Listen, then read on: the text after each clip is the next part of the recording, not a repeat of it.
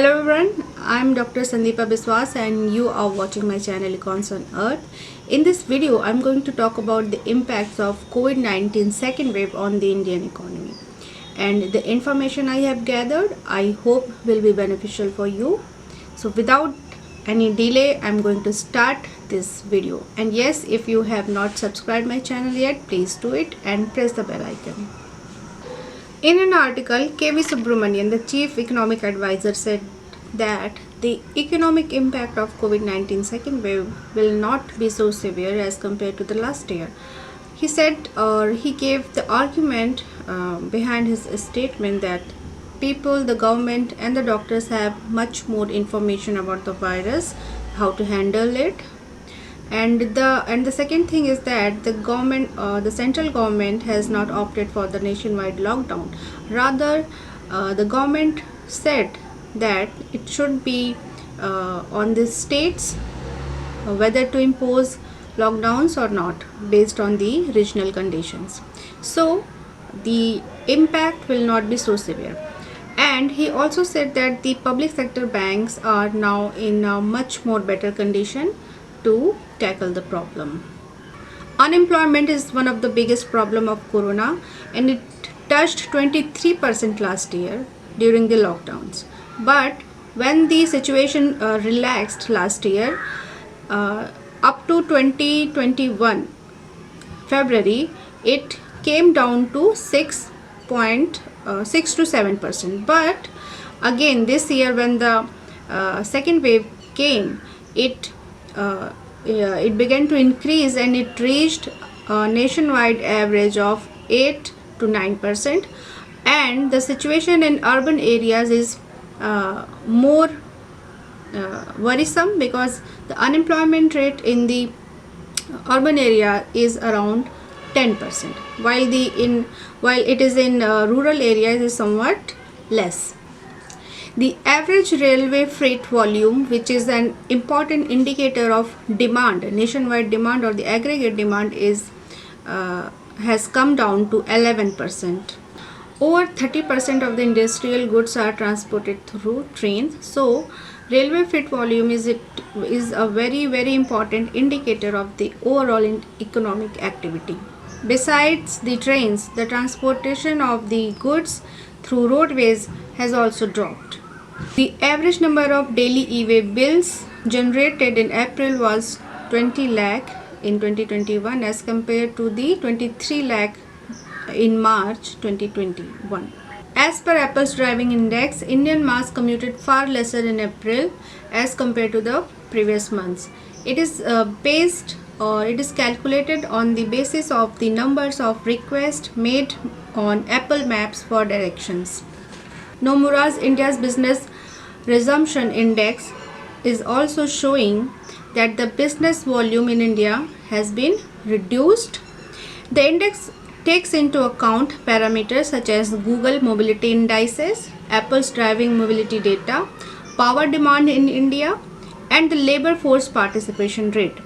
On April 11, 2021, the index fell to 90.4 from 99.3 in the last week of the February. Nomura's report said both the pandemic situation and its impact on growth continue to evolve, as a higher rise in cases is increasing public and private proclivities towards restricted mobility. In an article published on 29 April, it is said that the second wave will only result in a short-term negative economic shock, while the medium-term growth outlook will remain stable. This article mentions SBI report, which says, based on other countries' experience, we believe India might reach its second peak when the recovery rate will be at 77.8%. While most economists indicate that the impact of the second wave on the economy will not be as harsh as last year, but there are several risks that can derail the economy. Some of them are like rising income inequalities, unemployment, sectoral impact, consumer confidence, and inflation. People are worried about their savings, jobs, and health as the second wave rages on. Experts said that weak consumer confidence could hurt the Indian economy as reluctance to spend on items such as discretionary goods and could lower demand. Inflation rate is also a very important indicator of the health of any economy or country, and India it is rising currently. This could upset economic growth, and RBI is likely to take note of it in the next policy review meeting in June. The fact that there has been a rise in core inflation, which excludes food and energy cost. Economists are worried that the cost due to the ongoing public health crisis is one of the reasons behind the sharp increase in inflation. Meanwhile, a sharp rise in wholesale inflation was recorded in March, and economists believe that wholesale inflation could lead to higher retail prices, which will ultimately impact household savings amid the COVID-19 crisis.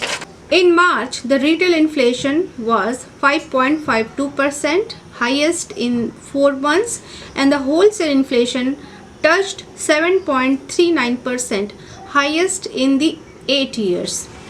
According to the Federation of Automobile Dealers Association, total retail vehicles registration declined by 28% to about 11.85 lakh units in the last month as compared to the sales of over 16.49 lakh units in March 2021.